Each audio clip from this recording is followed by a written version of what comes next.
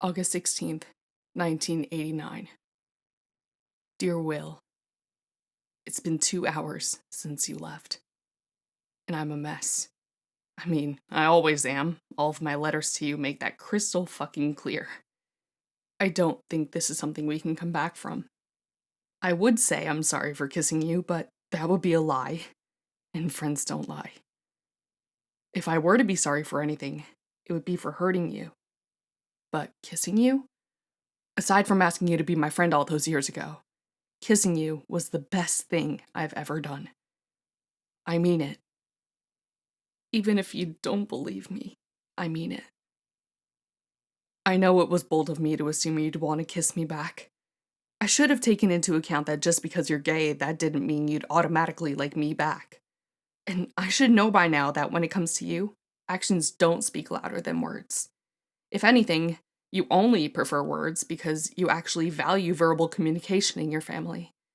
I would normally blame my own family for my own stunted emotional intelligence and communication skills, but at the end of the day, I acted on impulse, like I always do. And that's not something I learned from my parents. That was just me being an idiot. You can't deny all the mixed signals you sent my way over the past 2 years. I mean, look at the conversation we had about the painting, for example.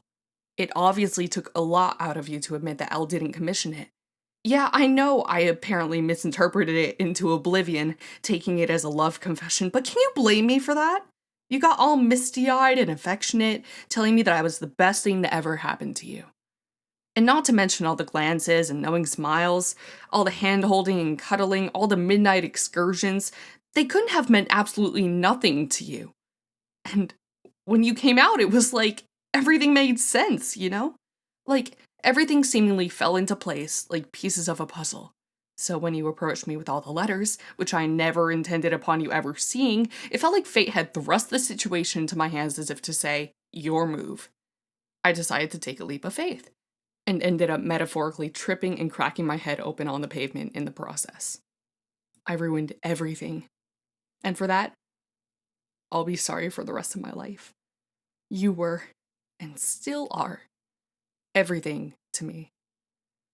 I've been over here trying to figure out how I could possibly manage to fix things, or at least make the situation a little less severe. But I've got to face the fucking music now. The damage is done. And now I've got to live with myself. So what's a few more letters gonna do?